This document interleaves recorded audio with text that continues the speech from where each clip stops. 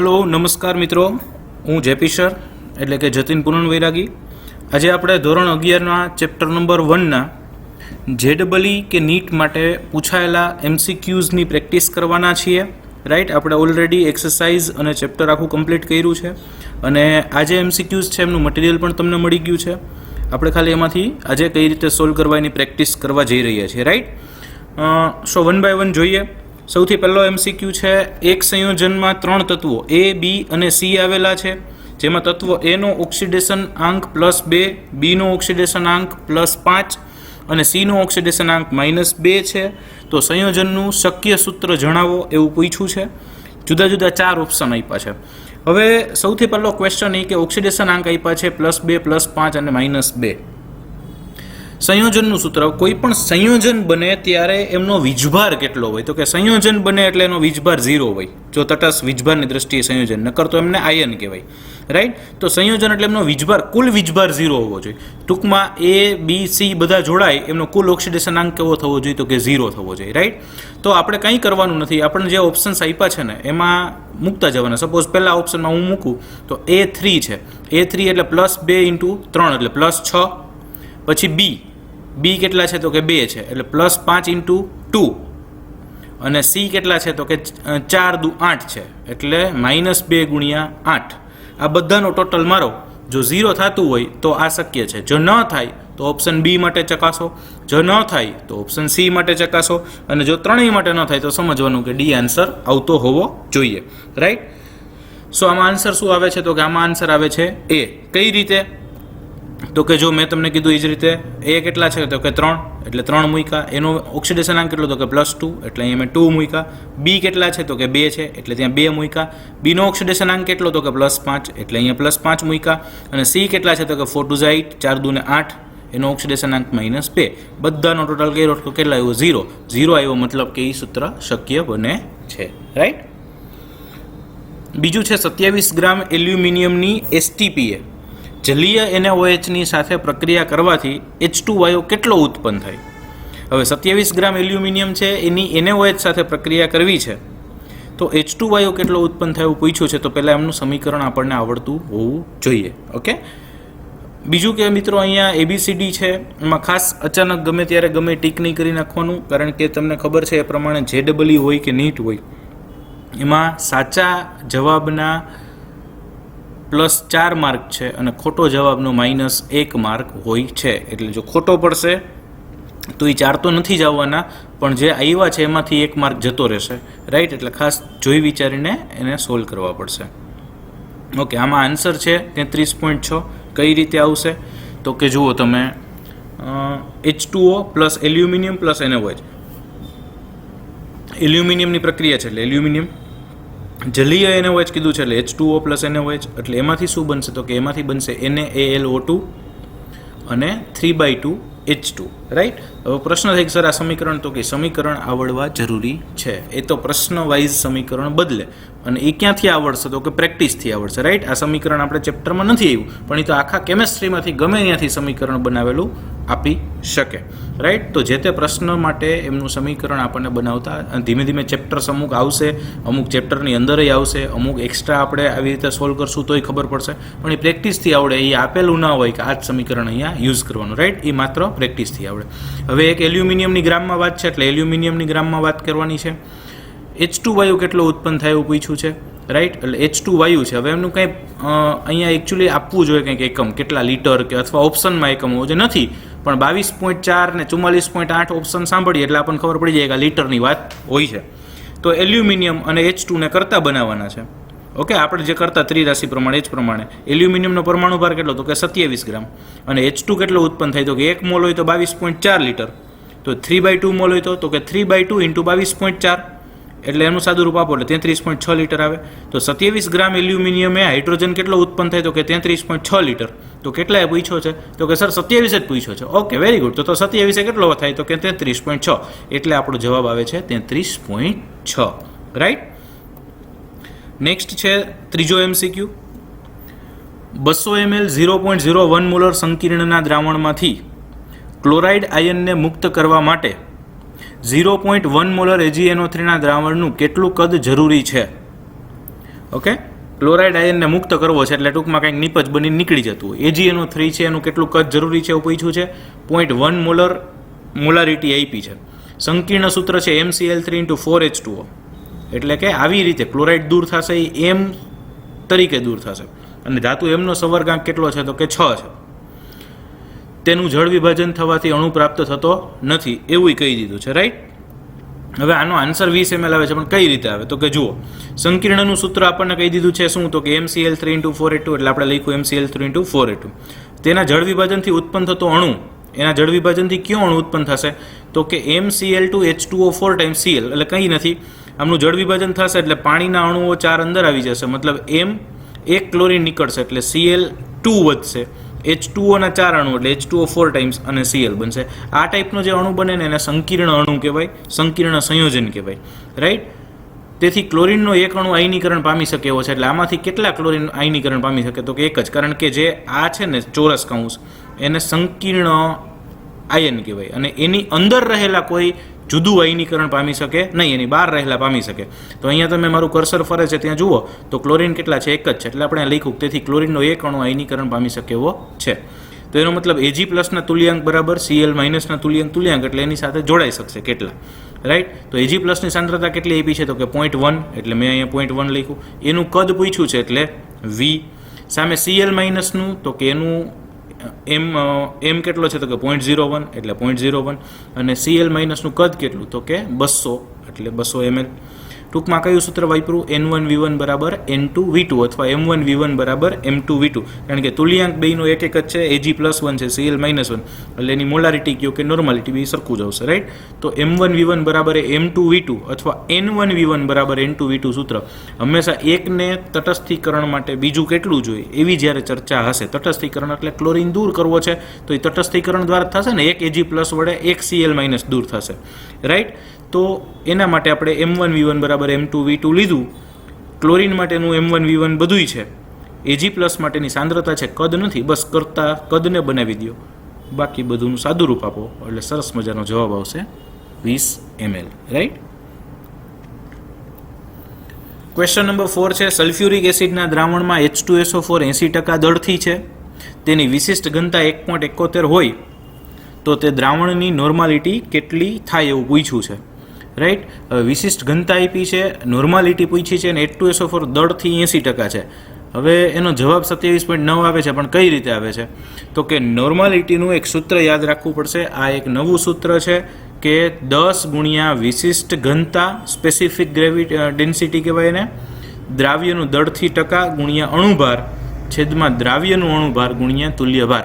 આ સૂત્ર છે પર્ટિક્યુલર G-NEET માટે જ કામમાં આવશે, આપણે ટેક્સ્ટબુકમાં ક્યાંય એનો યુઝ આવ્યો નથી, એટલે એ ખાસ યાદ કરવું પડશે. એટલે આ MCQ કરતાં પહેલાં આ સૂત્ર એકવાર લખીને પાકું કરી નાખો પછી આવડશે. રાઈટ, પછી તો આપણે ખાલી કિંમત મૂકવાની છે N10, વિશિષ્ટ ઘનતા કેટલી આપી છે તો કે 1.71, દ્રાવ્યનું દળથી પર્સન્ટેજ કેટલો આપ્યું છે તો કે 80, અણુભાર H2SO4 નો અણુભાર કેટલો થાય કે 98, દ્રાવ્યનું આણ્વીય દળ કેટલો છે તો કે ચોખ્ખી વાત છે 98, અને તુલ્ય ભાર કેટલો થશે તો કે H2SO4 એટલે ભાગ્યા 2 કરવું પડશે, એટલે 98 ભાગ્યા 2 એટલે 49.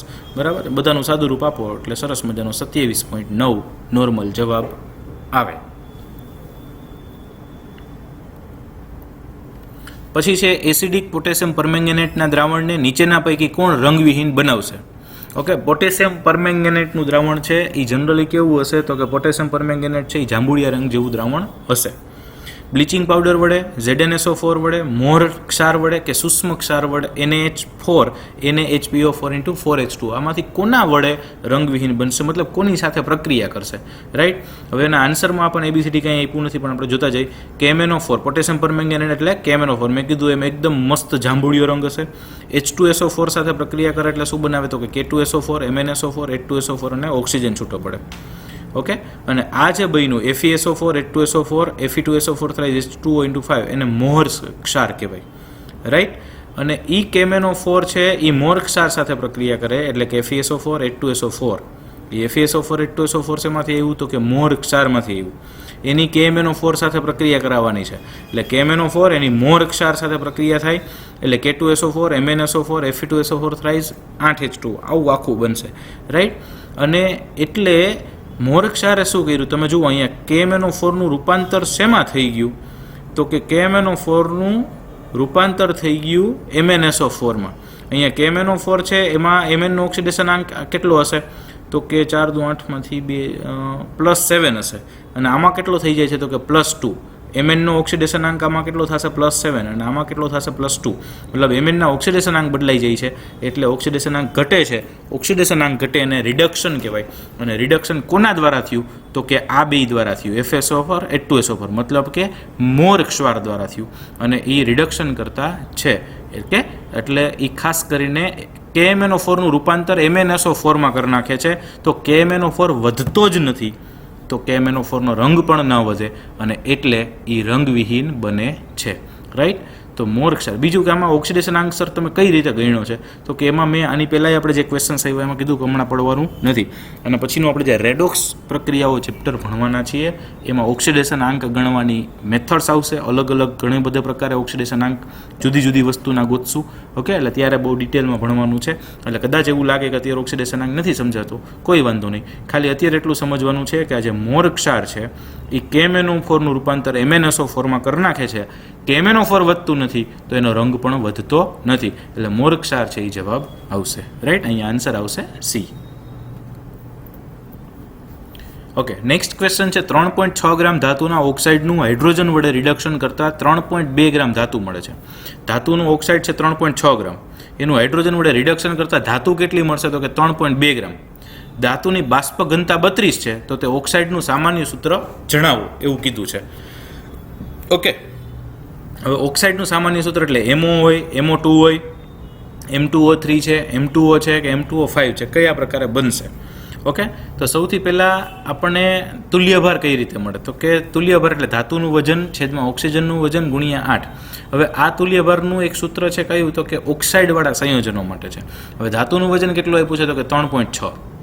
ઓકે, નીચે ઓક્સિજનનું વજન કેટલું આપ્યું છે તો કે 0.4. હવે એ ક્યાંથી મળ્યું તો કે જુઓ 3.6 ગ્રામ ધાતુનું ઓક્સાઇડ હતો, એમાંથી ધાતુ કેટલી મળી તો કે 3.2 ગ્રામ. તો ઓક્સિજન કેટલો દૂર થયો તો કે 0.4. તો ઓક્સિજનનું વજન કેટલું આવ્યું 0.4 અને ઓક્સાઇડ સંયોજનો માટે એનો તુલ્યભાર ગણવો હોય ત્યારે એના ગુણાકારમાં આવે 8 એટલે × 8 આવ્યું. ઓકે, અને બાષ્પ ઘનતાનું સૂત્ર છે આણ્વીય દળ ભાગ્યા 2. હજી એકાદ બે પ્રશ્નોમાં સૂત્ર આવશે બાષ્પ ઘનતા, વેપર ડેન્સિટી. ઓકે, તો બાષ્પ ઘનતાનું સમીકરણ સૂત્ર છે આણ્વીય દળ અથવા અણુભાર ભાગ્યા 2. ઓકે, હવે એમાંથી હું અણુભારને કરતા બનાવું તો કે તો અણુભાર બરાબર 2 ગુણ્યા બાષ્પ ઘનતા બરાબર 2 ગુણ્યા 32. બાષ્પ ઘનતા આપી છે તો કે હા 32 આપી છે એટલે અણુભાર મળ્યો કેટલો તો કે 64. ઓકે, હવે આપણે સંયોજકતા પેલું મલ્ટિપલ નંબર ગોતતા હોય ગુણક સંખ્યા તો અણુભારના છેદમાં તુલ્યભાર અહીંયા આપણે કર્યું છે તો 64ના છેદમાં 64 એટલે 1. ઓકે, તો ધારો કે ધાતુના ઓક્સાઇડનું સૂત્ર M2ON હોય તો n બરાબર કેટલા થયા તો કે 1 થયા એટલે અણુસૂત્ર થશે M2O. આ M2ON કેમ આવ્યું તો કે જુઓ mની સંયોજકતા +n ધારી લીધી. mની સંયોજકતા કેટલી ધારી +n અને ઓક્સિજનની સંયોજકતા કેટલી હોય તો કે -2. mની +n ઓની -2. હવે એમનું સંયોજન બનાવવું હોય તો શું કરવાની તો કે સામે સામે ચોકડી મારવાની એટલે M2ON એવું બને. રાઈટ. જો આ બે છે એ કોની હોય કર્સર ઉપર ધ્યાન આપજો. બે કોની હોય તો કે ઓક્સિજનની. આ n કોની હોય તો કે mની. હવે એને બનાવવું સૂત્ર તો કેમ બને તો કે M2ON એટલે M2ON બને. એમાં n બરાબર આપણને મળ્યું કેટલું તો કે 1. તો અહીંયા 1 મૂકો તો શું વધશે તો કે M2O. Right. Okay, next question છે ધાતુના ક્લોરાઇડની બાષ્પ ઘનતા. જો પાછું બાષ્પ ઘનતા આવ્યું 66 છે. આ ધાતુના ઓક્સાઇડમાં ધાતુ 53% છે તો ધાતુનો પરમાણુ ભાર જણાવો એવું કીધું છે. ઓકે, તો ધાતુના ઓક્સાઇડનું વજન કેટલું કીધું છે તો કે ધારો કે 100 ગ્રામ છે. એમ એ આપ્યું નથી સર તો કે આપ્યું છે. જો ધાતુના ઓક્સાઇડમાં ધાતુ 53% છે, ટકા આપ્યું એટલે હંમેશા 100 જ હોય. તો 100માંથી ધાતુ કેટલી તો કે 53 ગ્રામ. તો વધુ એ શું હશે તો કે ઓક્સિજન. તો કે ધાતુનો ઓક્સાઇડ આખું ભેગું કરો તો કેટલું 100 ગ્રામ, એમાંથી ધાતુ કેટલું તો કે 53 ગ્રામ. તો ઓક્સિજન કેટલો હોય તો કે 47 ગ્રામ. ઓકે, અને ધાતુનું તુલ્ય દળ એટલે ધાતુનું તુલ્ય દળ કેમ મળશે તો કે ધાતુનું વજન ગુણ્યા 8 છેદમાં ઓક્સિજનનું વજન એટલે કે ધાતુનું વજન કેટલું છે 53 છેદમાં ઓક્સિજનનું કેટલું છે તો કે 47 એને ગુણ્યા 8 એટલે 9.02 જવાબ આવશે. મિત્રો આ પણ એક નવું સૂત્ર છે. ફરી પાછો ક્વેશ્ચન થાય સર આમાં તો બધું બહારનું પૂછ્યું છે, તો કે મિત્રો આપણે આ ખાલી પ્રેક્ટિસ કરવા માટે MCQ કરીએ છીએ. તમે ડેટ જોઈ શકો છો, 1982નો પૂછાયેલો ક્વેશ્ચન છે, એટલે અમુક સૂત્રો અત્યારે નીકળી પણ ગયા હશે.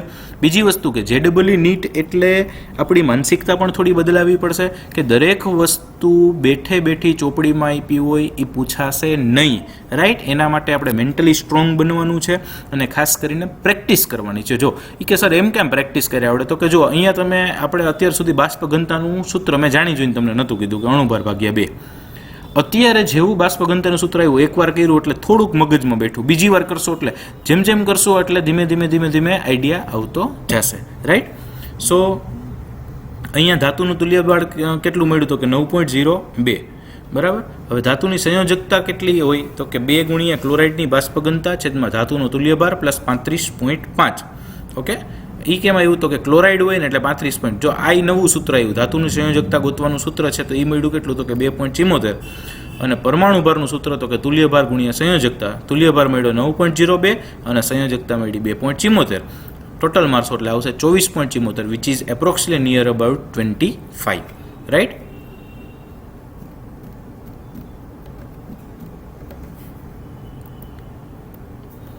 ઓકે, પછી છે MnSO4નું સામા રૂપાંતર થાય કે જેથી તેનો તુલ્યભાર આણ્વીય દળ કરતાં અડધો થાય. હવે તુલ્યભાર છે એ આણ્વીય દળ કરતાં અડધો થાય મિત્રો, એટલે ખાસ જોવાનું કે અણુભારને 2 વડે ભાગો તો તુલ્યભાર થાય એવું કીધું છે, તો કે હા, આણ્વીય દળ કરતાં અડધો એટલે અણુભાર ભાગ્યા 2 એટલે તુલ્યભાર. એનો મતલબ આપણે જે તુલ્યભાર ગણવાનું સૂત્ર વિચારતો અણુભાર ભાગ્યા 2, ભાગ્યા શું લેતા હતા તો કે કાં એસિડિકતા, કાં બેઝિકતા, કાં સંયોજકતા અથવા ઓક્સિડેશન આંકમાં થતો ફેરફાર. ઓકે, તો અહીંયા આપણે ઓક્સિડેશન આંકમાં થતો ફેરફાર લેવો પડે, અને કેટલો લેવો પડે તો કે 2 લેવો પડે. તો MnSO4માં એનો ઓક્સિડેશન આંક ગણવાનો અને આમાંથી ગણવાનો. શેમાં 2નો તફાવત આવે છે, જેમાં 2નો તફાવત આવે ને જવાબ આવે. ઓકે, દાખલા તરીકે MnO2 કેમ થયું તો કે જો MnSO4 છે તો એમાં Mn નો ઓક્સિડેશન આંક કેટલો થશે તો કે +2. એ કેમ નક્કી થાય તો કે જો Mn +2 ને SO4 -2, SO4 -2 હોય એટલે Mn+2 જ હોય, કારણ કે કુલ વીજભાર 0 છે. અને MnO2માં Mn નો કેટલો થયો કે +4 છે, તો 2 માંથી 4 થયો. 2 માંથી 4 થયો મતલબ કેટલાનો તફાવત આવ્યો તો કે 2 નો. બસ, તો એ જ તો મેં તમને પહેલાં જ કીધું કે 2 નો તફાવત આવશે તો એનો તુલ્યભાર અણુભાર ભાગ્યા 2 થશે. ફરી એકવાર આ ઓક્સિડેશન આંકવાળો ક્વેશ્ચન છે એ વધુ સારી રીતે રેડોક્સ ચેપ્ટર સમજ્યા પછી આવડશે. અને JEE નીટ એટલે બધું અઘરું જ હોય એવું જરૂરી નથી. ખાસ એ વધારે વિશિષ્ટ એટલે બને કે એમાં એક જ ચેપ્ટરને રિલેટેડ બધું ના પૂછી નાખે. ચેપ્ટર 1નો કોન્સેપ્ટ હોય, બીજા કોઈ એક ચેપ્ટરનું સૂત્ર લીધું હોય અને ચેપ્ટરને કમ્બાઈન કરીને ભેગા પ્રશ્નો બનાવે, ત્યાં થોડી તકલીફ પડે. અને આપણને અત્યારે તમે જો તકલીફ એટલે જ પડે કે આપણે હજી રેડોક્સ ચેપ્ટર ચાલ્યું નથી. એ ચાલી જાય પછી તમે આ જોશો તો એકદમ ઇઝી લાગશે, ઓહ સર આ તો આવડે. ઓકે, એટલે મૂંઝાવાનું નથી, ધીમે ધીમે આવડતું છે. કારણ કે આ પહેલું જ ચેપ્ટર આપણે કર્યું છે, એટલે પહેલા ચેપ્ટર સિવાય બીજું કાંઈ હાલ્યું નથી. એટલે બીજા ચેપ્ટરનો જ્યાં પણ યુઝ આવશે ત્યાં આ વસ્તુનું થોડી તકલીફ રહેશે, પણ જેવા એ ચેપ્ટર ચાલતા જશે એટલે તમને ઓટોમેટિકલી ઇઝી પડતું જશે, રાઈટ. ઓકે, નેક્સ્ટ ક્વેશ્ચન છે 1.5 ગ્રામ CdCl2માં 0.9 ગ્રામ કેડમિયમ છે. કેડમિયમ ક્લોરાઇડ આપ્યું છે, એમાં 0.9 ગ્રામ કેડમિયમ છે. તો ક્લોરાઇડ ખબર પડી ગઈ કેટલું હોય છોકરાઓ? 1.5 માંથી 0.9 જાય એટલે કેટલું વધશે તો કે 0.6. ઓકે, તો કેડમિયમનું પરમાણુય દળ ગણવાનું છે, રાઈટ. હવે એના માટે અહીંયા આપણને ખબર પડી કેડમિયમની સંયોજકતા કેટલી છે તો કે +2. કેમ તો કે Cd+2 હોય. અથવા ક્લોરીન કેટલા જોડાણા તો કે 2. ક્લોરીનની સંયોજકતા Cl હંમેશા -1 જ હોય, તો 2 જોડાણા એટલે એની -2 થાય. તો કેડમિયમની કેટલી થાય તો કે +2. એટલે સંયોજકતા લખી કેટલી તો કે +2. હવે તુલ્યભારનું સૂત્ર આપણે હમણાં આગળ એક કર્યું કે કેડમિયમનું દળ, કારણ કે કેડમિયમનું તુલ્યભાર ગણવો છે, તો કેડમિયમનું દળ છેદમાં ક્લોરીનનું દળ ગુણ્યા 35.5. કેડમિયમનું દળ કેટલું છે તો કે 0.9. ક્લોરીનનું દળ આપણે હમણાં મેં કીધું 1.5 માંથી 0.9 જાય એટલે કેટલું વધશે તો કે 0.6. એને ગુણ્યા 35.5 એટલે તુલ્યભાર કેટલો આવ્યો તો કે 53.25. પછી તો આપણે ઓલું કરતા હતા એ જ છે કે પરમાણુ ભાર બરાબર સંયોજકતા ગુણ્યા તુલ્યભાર. ઓકે, તુલ્યભારનું સૂત્ર હતું એમાંથી મેં પરમાણુ ભારને કરતા બનાવી દીધો એટલે આ સૂત્ર મળ્યું. એટલે આ તો આપણે ઓલરેડી ભણી ગયા છીએ. ઓકે, તુલ્યભારનું સૂત્ર શું હતું તો કે પરમાણુ ભારના છેદમાં સંયોજકતા, એમાંથી સંયોજકતા સામે વહી ગઈ એટલે પરમાણુ ભારને કરતા બનાવી દીધું. સંયોજકતા 2 છે, પરમાણુ તુલ્યભાર આવ્યો 53.25 એટલે ડબલ થશે એટલે આવશે 106.5. ઓકે, નેક્સ્ટ ક્વેશ્ચન છે ધાતુનો તુલ્યભાર 9 અને તેના ક્લોરાઇડની બાષ્પ ઘનતા 59.25 છે, તો ધાતુનો પરમાણુ ભાર જણાવો. રાઈટ. તો અહીંયા 23.9, 27 એવા ઓપ્શન્સ આપ્યા છે. અહીંયા બાષ્પ ઘનતા છે અને પરમાણુ ભાર જણાવવાનો છે. તુલ્યભાર ઓલરેડી આપણને આપી દીધો છે. રાઈટ. તો તુલ્યભાર 9 આપ્યો છે, બાષ્પ ઘનતા આપી છે. બાષ્પ ઘનતા ઉપરથી શું મળે મિત્રો? તો કે અણુભાર. હમણાં જ આપણે કીધું અણુભાર બરાબર 2 ગુણ્યા બાષ્પ ઘનતા, અથવા બાષ્પ ઘનતા બરાબર અણુભાર ભાગ્યા 2. તો અણુભાર ભણી ગયો અને તુલ્યભાર આપ્યો છે. તો સંયોજકતા કેમ મળશે? તો કે અણુભાર એટલે ક્લોરાઇડના આણ્વીય દળ છેદમાં ધાતુનો તુલ્યભાર પ્લસ 35.5. સંયોજકતા માટેનું સૂત્ર પણ આગલા એક MCQમાં લીધું. તો અણુભાર કેટલો આપ્યો? તો કે 118.5 આપણે ગોતી આવ્યા. છેદમાં ધાતુનો તુલ્યભાર કેટલો કહી દીધો છે? તો કે 9 કહી દીધો છે. અને આ 35.5 એટલે ધાતુની સંયોજકતા એવી 2.66. અને પરમાણુ ભારનું સૂત્ર હમણાં જેમ આપણે આગળ લીધું હતું એ પ્રમાણે તુલ્યભાર ગુણ્યા સંયોજકતા એટલે 9 ગુણ્યા 2.66 એટલે 23.9. રાઈટ.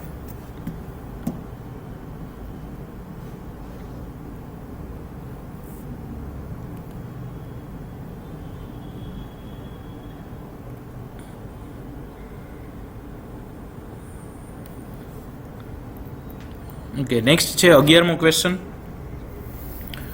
NH2OH એમાંથી N2Oમાં રૂપાંતરણ થાય છે, તો NH2OHનો તુલ્યભાર શું થાય?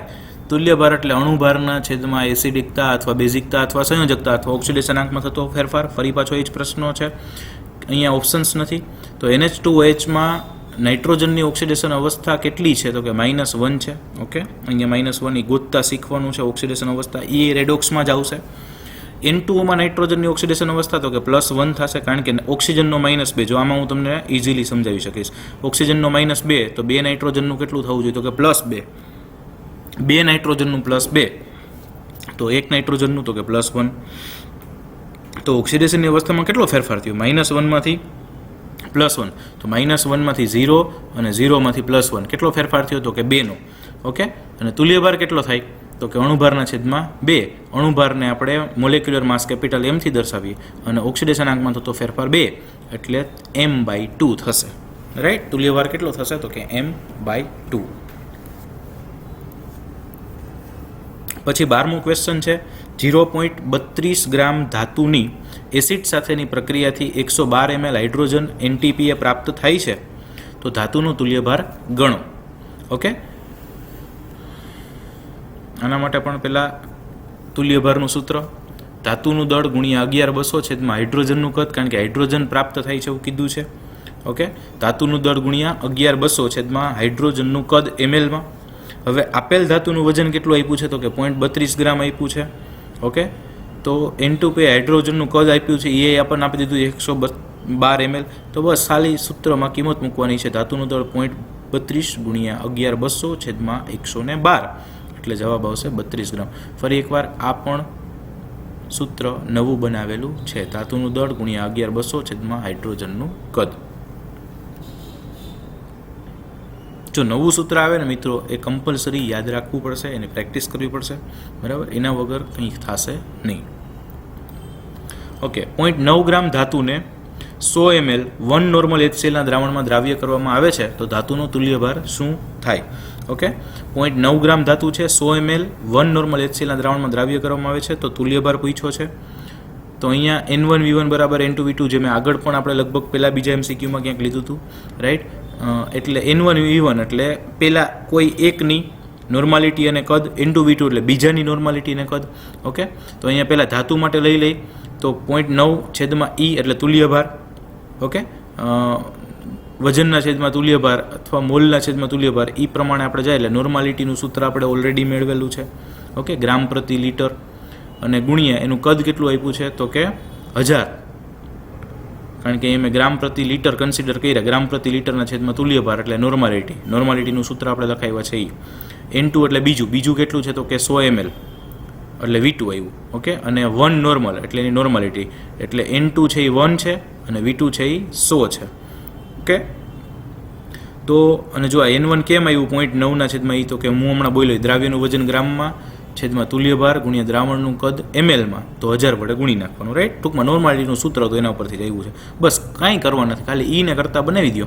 અને એ શું છે તો કે તુલ્યભાર છે, તો તુલ્યભાર આપણને આના ઉપરથી મળી જાય છે, રાઈટ.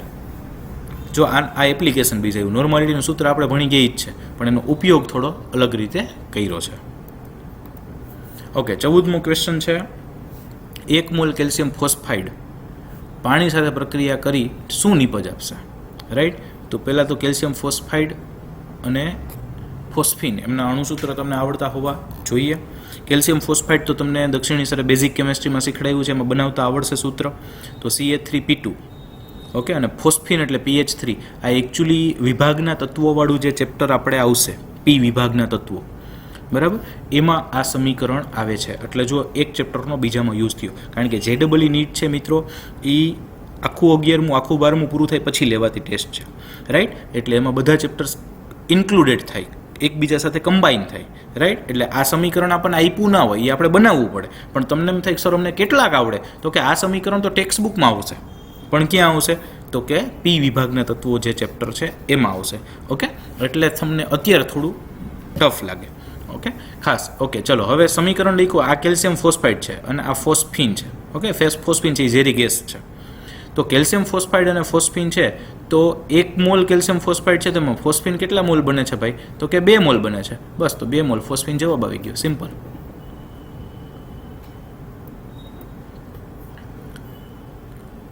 ઓકે, હવે હાઇડ્રોજનના મોલનો ઉમેરો કયા તેલના 1 મોલમાં વધુ પ્રમાણમાં થશે. હાઇડ્રોજન છે એને તમારે ઉમેરવું હોય તો શેમાં વધારે પ્રમાણમાં હાઇડ્રોજન ઉમેરી શકાશે? અળસીના તેલમાં, મગફળીના તેલમાં, સૂર્યમુખીના બીજના તેલમાં કે સરસવના તેલમાં? તો મિત્રો આમાં જવાબ આવશે અળસીનું તેલ. અને એ જવાબ કઈ રીતે આવ્યો તો કે આને નોલેજ બેઝ ક્વેશ્ચન કહેવાય.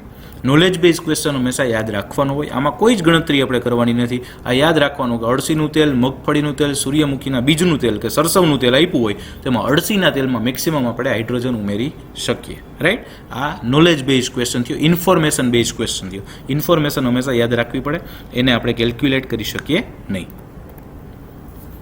ઓકે, નેક્સ્ટ ક્વેશ્ચન છે 16મો. કાર્બનિક સંયોજનનું પ્રમાણસૂચક સૂત્ર અને આણ્વીય સૂત્ર સમાન છે. તેમાં 20% કાર્બન, 6.7% હાઇડ્રોજન, 46.7% નાઇટ્રોજન અને બાકી રહેલ ભાગ ઓક્સિજન છે. જો અહીંયા આપણને બાકી રહેલ ભાગ ઓક્સિજન છે એવું કીધું છે, ઓકે. કદાચ ક્યારેક ન પણ કહીએ તો આપણને કેમ ખબર પડે કે ઓક્સિજન છે, તો કે હમણાં હું તમને આગળ ઓપ્શન જોઈને કહું, રાઈટ. ગરમ કરતાં તેના ઘન અવક્ષેપ મળે છે. બેઝિક કોપર સલ્ફેટના નિર્બળ દ્રાવણમાં ઘન અવક્ષેપનો રંગ જાંબલી પ્રાપ્ત થાય છે. તો તે કાર્બનિક સંયોજનનું સૂત્ર શું હશે, આવું પૂછ્યું છે, રાઈટ. તો અડધો પ્રશ્ન આપણે આવી ગયો છે, અડધો કોપર સલ્ફેટનો જાંબલી રંગ પ્રાપ્ત થાય છે અને એવી ચર્ચાઓ કરી છે, રાઈટ. હવે ઓપ્શન છે NH2COONH2. જો આવી રીતે છે, હવે માની લો કે અહીંયા આપણને ન કીધું હોત ને કે ઓક્સિજન છે, તો કાર્બન, હાઇડ્રોજન, નાઇટ્રોજન 3 તો આપ્યા છે. ઓપ્શનમાં તમે જુઓ nitrogen, hydrogen, carbon, oxygen, carbon, hydrogen, nitrogen, oxygen. બધા જ ઓપ્શનમાં શું છે તો કે હાઇડ્રોજન, કાર્બન, નાઇટ્રોજન અને ઓક્સિજન છે. તો 3 તત્વો આપ્યા છે, તો ચોથું કયું હોવું જોઈએ? ઓક્સિજન જ હોવું જોઈએ. ન આપ્યું હોય તો ઓપ્શન ઉપરથી ખબર પાડવી પડે, રાઈટ. હવે એના ટકા કેટલા છે તો કે આના 20, આના 6.7, આના 46.7. ત્રણેયનો ટોટલ મારીને 100માંથી બાદ કરી નાખો. જે વધે એ કોણ વધશે તો કે ઓક્સિજન વધશે, રાઈટ. હવે આમાં ડી જવાબ આપ્યો છે NH2CONH2. NH2CONH2 એટલે મિત્રો એ યુરિયાનું અણુસૂત્ર છે. શેનું છે? યુરિયાનું, રાઈટ. હવે આપણે ગણતા તો એમાં દાખલો ગણવાનો છે. કાર્બન, હાઇડ્રોજન, નાઇટ્રોજન, ઓક્સિજન, એની ટકાવારી લખી, એનો પરમાણુ ભાર લખ્યો, ટકાવારી ભાગ્યા પરમાણુ ભાર કર્યા એટલે 20/12, 6.7 ભાગ્યા 1, 46.7 ભાગ્યા 14 અને 26.6 ભાગ્યા 16. એટલે આવું કંઈક મળ્યું, ઓકે. હવે એમાં શું મળ્યા તો કે 1.66, 6.7, 3.33, 1.66. આમાં જે લખ્યું છે એમાં એક સ્ટેપ ટૂંકાવી દીધું છે. હવે એમાં નાનામાં નાની સંખ્યા કઈ તો કે 1.66. તો એના વડે બધાને ભાગવાના, એટલે આપણે ડાયરેક્ટ ભાગી નાખ્યા છે. 1.66, 1.66, 1.66, 1.66. એમનું સાદુરૂપ આપતા જવાબ આવ્યો 1421. મતલબ કાર્બન કેટલા મળ્યા તો કે 1, હાઇડ્રોજન કેટલા મળ્યા તો કે 4, નાઇટ્રોજન કેટલા મળ્યા તો કે 2 અને ઓક્સિજન કેટલા મળ્યા તો કે 1, ઓકે. તો એ આપણને મળ્યું પ્રમાણસૂચક સૂત્ર. શું મળ્યું તો કે CH4N2O. CH4N2O એટલે કે NH2CO NH2 એના બરાબર જ આણ્વીય સૂત્ર અહીંયા લઈ લીધું છે થશે. ઓકે, બીજું કે અહીંયા આગળ આપણી પાસે બીજો કોઈ અણુસૂત્ર ગોતવા માટે ઓપ્શન નથી. શું કામ નથી? તો કે આપણને અણુભાર આપ્યો નથી, આણ્વીય દળ અથવા મોલર દળ આપ્યું નથી. જો એ મળ્યું હોય તો જ તમે ગુણક સંખ્યા ગોતીને નક્કી કરી શકો, પણ આપ્યું નથી એટલે એને જ આપણે લેવાનું થશે. ઓકે, હવે પ્રશ્ન થાય સર તો NaOH ને કોપર સલ્ફેટ ને એ બધી ચર્ચા હતી, શું થયું? ઓકે, તો કે NaOH અને કોપર સલ્ફેટ સાથે પ્રક્રિયા કરો તો જાંબલી રંગના અવક્ષેપ મળે અને આ પ્રક્રિયા જે છે એને બાયુરેટ પ્રક્રિયા કહેવાય. અને એ બાયુરેટ પ્રક્રિયા છે એ ક્રિયાશીલ સમૂહ માટેની નિર્દેશક કસોટી છે. એ CONH સમૂહ છે એ હાજર હોય તો જ બાયુરેટ ટેસ્ટ મળે. ઓકે, એટલે ખાસ કરીને બાયુરેટ સોલ્યુશન થયું, પણ એ કેમ ખબર પડશે? તો કે એ એકચ્યુઅલી થિયરિટિકલ પાર્ટ છે. ઓકે, જે થિયરી અત્યારે આપણા સિલેબસમાંથી નીકળી ગઈ છે થિયરી, પણ આ ગણતરી છે એ આપણે હજી નીકળી નથી, તો એનો ઉપયોગ અહીંયા કરેલો છે. ખાસ પ્રમાણસૂચક સૂત્ર અને અણુસૂત્ર સરખા શું કામ કહી દીધા છે? તો કે આપણને મોલર દળ મળ્યું આપ્યું નથી, તો પછી એ સરખું જોયું ધારીને આગળ ચાલવું પડે. જો બધા જ MCQમાં બધું જ તમે ગણતરી પ્રમાણે મળે એવું નહીં થાય. અમુક ગેસ કરવા પડશે, અમુક જવાબ ઓપ્શન ઉપરથી તમારે પ્રશ્ન વિચારવો પડશે. ટૂંકમાં JEE નીટ છે એ મિત્રો કોમ્પિટિટિવ એક્ઝામ છે. એને પાસ ના કરવાની હોય ક્યારેય, એને ક્રેક કરવાની હોય. એને ક્રેક કરવાની હોય, એમાં સ્કોર કરવાનો હોય, અને એ ઇન્ટેલિજન્સી માટેની ટેસ્ટ છે. ઓકે, ખાલી ગોખવા માટે મગપ કરીને તમે કેટલું ગોખી શક્યા છો એના માટેની ટેસ્ટ નથી. એવું બને કે ગુજરાત બોર્ડમાં બહુ સારા માર્ક આવતા હોય, JEE નીટમાં બિલકુલ ખરાબ આવે. એવું બને કે ગુજરાત બોર્ડમાં ખરાબ માર્ક આવતા હોય, નીટમાં સારા. તો આ જે ટેસ્ટ છે ઇન્ટેલિજન્સી માટેની છે. તો ઇન્ટેલિજન્સીની ટેસ્ટ કોઈ દી એક જ રીતના પ્રશ્નોથી સોલ્વ થાય નહીં, એને અલગ અલગ રીતે. હા, પહેલો ચેપ્ટર કરો છો એટલે ટફ પડશે, પણ ચિંતા નથી કરવાની. જેમ જેમ કરતા જશો એમ આગળ. જો આને કેમ વિચારવું ને એ બહુ અગત્યની વાત છે, રાઈટ? ઓકે, નેક્સ્ટ છે મિત્રો ક્વેશ્ચન નંબર 17. કાર્બનિક સંયોજન એમાં C ની ટકાવારી 85.71% અને હાઇડ્રોજન છે 14.29% છે અને તેની બાષ્પ ઘનતા છે એ 14 છે. તો એમાંથી B માંથી C, તો પદાર્થ C શું હશે? રાઈટ. હવે અહીંયા આગળ મિત્રો આ પ્રશ્નો અત્યારે તમારાથી સોલ્વ કોઈ દી થાય જ નહીં. એનું કારણ છે કે ટકાવારી આપી દીધી છે એટલે આ ચેપ્ટર નંબર 1માં ક્વેશ્ચન છે. પણ A ને Cl2 પાણી હારે પ્રક્રિયા કરો તો B બને, Bની KCN ઇથેનોલ અને H3O+ હારે પ્રક્રિયા કરો તો C બને. તો પદાર્થ C શું હોય? તો આપણે હજી રાસાયણિક પ્રક્રિયાઓ એક પણ આવી નથી, સો આપણને એ ન આવડે એ બહુ વ્યાજબી છે. એટલે આ પ્રશ્ન અત્યારે પૂરતો આપણે છોડી દેવાનો છે. છતાંય આપણે જવાબ લખી લઈએ કે એ જવાબ શું હશે, રાઈટ? એમની હિન્ટ છે કંઈક આવી રીતે મિત્રો, તમારી જે મટીરિયલ આપ્યું છે એમાં પણ આપ્યું છે કે C2H4 એમાંથી એની Cl2 હારે H2 હારે સાથે પ્રક્રિયા થશે એટલે એકચ્યુઅલી આનો ડબલ બોન્ડ તૂટશે. આ છે એ શું છે? C2H4 છે એ ઇથિન છે. ઇથિન એટલે CH2 ડબલ બોન્ડ CH2, એમાંથી ડબલ બોન્ડ તોડી નાખો એટલે જો મારું કર્સર ફરી ત્યાંથી બંધ તૂટશે એટલે બંનેની એક વેલેન્સી છૂટી પડશે. એ બંનેમાં એક ક્લોરીન જોડાઈ જાય. હવે એમની KCN અને ઇથેનોલ હારે પ્રક્રિયા કરો એટલે એ OHમાં રૂપાંતર પામે અને એક COOHમાં રૂપાંતર પામે, રાઈટ? એટલે આવા પ્રકારનું સંયોજન બનશે. આ જવાબ આવી ગયો. ઓકે, અચ્છા, હવે આ સંયોજન હશે અને છેલ્લે આપણે મેળવું છે શું? તો કે CH2 × ટ્વાઇસ એટલે C2H4.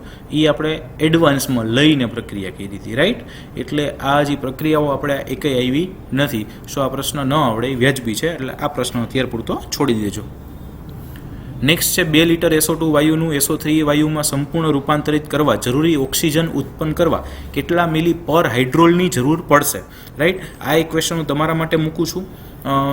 હિન્ટ આપું છું, ખાલી તમારે હિન્ટ આપેલી નથી, હું આપી દઉં છું. ઓકે, રિટર્ન નથી એટલે ખાસ જોજો હું શું હિન્ટ આપું છું. ઓકે, કે 2 લિટર SO2નું SO3માં રૂપાંતરણ કરવું છે. એટલે મિત્રો આમાં એક પહેલાં તમારે સમીકરણ બનાવવાનું છે SO2 + O2 એમાંથી SO3. પહેલું સમીકરણ કયું બનાવવાનું છે તમારે? SO2 + O2 એમાંથી SO3. એને બેલેન્સ કરી નાખજો એટલે એક સમીકરણ મળી ગયું. ચલો ફાઇન. બીજું પર હાઇડ્રોલ એટલે H2O2, હાઇડ્રોજન પેરોક્સાઇડ. પર હાઇડ્રોલ એટલે H2O2, હાઇડ્રોજન પેરોક્સાઇડ. ઓકે, હવે તમારે એ ગોતવાનું છે કે હાઇડ્રોજન પેરોક્સાઇડનું વિઘટન થાય તો એમાંથી H2 અને O2 અથવા H2O અને 1/2 O2, રાઈટ? તો એને બીજું સમીકરણ એ બનશે. તો એને તમે બેલેન્સ કરી નાખો. હવે એને બેલેન્સ કરી નાખશો એટલે તમને એ ખબર પડી કે 1 મોલ હાઇડ્રોજન પેરોક્સાઇડ એટલે કે 22.4 લિટર હાઇડ્રોજન પેરોક્સાઇડ હોય તો કેટલા મોલ અથવા હા, કેટલા મોલ અથવા કેટલા લીટર ઓક્સિજન જોયા, સોરી કેટલા મળ્યા, રાઈટ. હાઇડ્રોજન પેરોક્સાઇડમાંથી કેટલા ઓક્સિજન મળ્યા એ ખબર પડી. હવે તમારે પાછું પહેલું સમીકરણ જોવાનું, SO2 નું SO3 માં રૂપાંતર કરવું હોય. હવે 1 મોલ SO2 એટલે તો 22.4 લીટર. તો તમને જે બેલેન્સ વાળું સમીકરણ મળ્યું છે એમાં 22.4 લીટરે કેટલો ઓક્સિજન જોઈ છે, તો કે તમારા સમીકરણમાં સપોઝ 2 મોલ હોય તો એટલો જોઈ છે, તો 2 લીટરે કેટલો જોઈ એ ખબર પડી ગઈ. એટલે ઓક્સિજન પહેલાં SO2 માંથી SO3 વાળું સમીકરણ છે એનાથી ઓક્સિજન કેટલો જરૂરી છે એ જ ગોતવાનું. પછી બીજા સમીકરણ ઉપરથી 1 મોલ H2O2 માંથી એટલો ઓક્સિજન ઉત્પન્ન થાય, તો આપણે જેટલો ઓક્સિજન જોઈએ છે એ ઉત્પન્ન કરવા માટે કેટલો H2O2 જરૂરી છે એ ત્રિરાશિ મૂકવાની છે. એટલે ડબલ દાખલો થશે. પહેલાં SO2 માંથી SO3 માંથી ઓક્સિજનનું કદ ગોતવાનું, અને બીજા સમીકરણ હાઇડ્રોજન પેરોક્સાઇડ વાળું સમીકરણ છે એમાં ઓક્સિજન ઉપરથી હાઇડ્રોજન પેરોક્સાઇડનું કદ ગોતવાનું થાય, રાઈટ. તમારી રીતે ટ્રાય કરજો, મથવું પડશે થોડુંક, જો ન થાય તો મને કહેજો, હું ગણીને મોકલીશ, રાઈટ. ઓકે મિત્રો, નેક્સ્ટ ક્વેશ્ચન છે STPA CaCO3 નું વિઘટન થવાથી 11.2 ડેસીમીટર ક્યુબ CO2 વાયુ ઉત્પન્ન થાય છે, તો તેનું સંપૂર્ણ તટસ્થીકરણ કરવા KOH નું કેટલું દળ જરૂરી છે એવું પૂછ્યું છે. ઓકે, હવે પહેલાં તો 11.2 ડેસીમીટર ક્યુબ CO2 વાયુ એટલે 44/2 એટલે કે 22 ગ્રામ. ઓકે, એ કેમ ખબર પડશે, તો કે 11.2 ડેસીમીટર ક્યુબ એટલે 1 લીટર. હવે 1 લીટર એટલે 11.2 લીટર, 22.4 લીટર એટલે 1 મોલ હોય, તો 11.2 લીટરે કેટલા મોલ, તો કે અડધો મોલ હોય. એટલે અડધા મોલનો અણુભાર કેટલો, તો કે 1 નો 44 ગ્રામ હોય 1 મોલનો, તો અડધા મોલનું કેટલું દળ થશે, તો કે 22 ગ્રામ થશે. એટલે ટૂંકમાં 11.2 ઉપરથી આપણે 22 ગ્રામ CO2 થાય એવું ગોતીએ એવા. હવે KOH સાથે તટસ્થીકરણ કરવું છે, એટલે KOH ની CO2 સાથે પ્રક્રિયા થાય એટલે પોટેશિયમ બાયકાર્બોનેટ મળશે, KHCO3. એને કહેવાય પોટેશિયમ બાયકાર્બોનેટ અથવા તો પોટેશિયમ હાઇડ્રોજન કાર્બોનેટ. ઓકે, આના અણુભાર ગણો તો કેટલો, તો કે 56 થશે. આનો અણુભાર 44 થશે. તો 44 ગ્રામે 56 ગ્રામની જરૂર પડે, તો 22 ગ્રામે કેટલાની જરૂર પડે, તો કે 22 ગ્રામે 28 ગ્રામ KOH ની જરૂર પડે, રાઈટ. તો 28 જવાબ આવશે. ફાઇન. ઓકે, જવાબ છે 28. નેક્સ્ટ છે 20મું. 25 મિલીગ્રામ CaCO3 નું 5 લીટર દ્રાવણ બનાવવામાં આવેલ છે, તો તેની સાંદ્રતા ppm માં શોધો. ppm એટલે પાર્ટ્સ પર મિલિયન. ઓકે, હવે 5 લીટર પાણી દ્રાવણ છે, તો 5 લીટર પાણી એટલે 5 × 10³ ગ્રામ, તો 5 × 10⁶ મિલીગ્રામ. ટૂંકમાં પાણી, અહીંયા પાણીની ચર્ચા જ મેં ખાલી કરી છે. ઓકે, કારણ કે 25 મિલીગ્રામ ને 5 લીટર એટલે બહુ મંદ દ્રાવણ, એટલે દ્રાવણનું કદ એટલું જ લગભગ પાણીનું કદ. એટલે 5 લીટર પાણી એટલે 5000 ml થયું, અથવા 5000 ગ્રામ થયું. 5000 ગ્રામ એટલે આ 5000 ગ્રામ, અને એને મિલીગ્રામમાં ફેરવા એટલે 5 × 10⁶ મિલીગ્રામ મળ્યા. 5 × 10⁶ મિલીગ્રામ પાણીમાં 25 મિલીગ્રામ CaCO3 હોય, તો 10⁶ માં કેટલા હોય, તો કે 10⁶ ક્યાંથી આવ્યું, તો કે ppm ગોતવું છે ને. ppm એટલે 10⁶. આવું ઓલરેડી આપણે થિયરીમાં લઈ લીધું છે, રાઈટ. તો 5 × 10⁶ માં 25, તો 10⁶ માં કેટલા, બસ ત્રિરાશિ મૂકી છે એટલે 5 મિલીગ્રામ જવાબ આવે. 5 મિલીગ્રામ 10⁶ માં એટલે કે 5 ppm જવાબ આપેલો છે.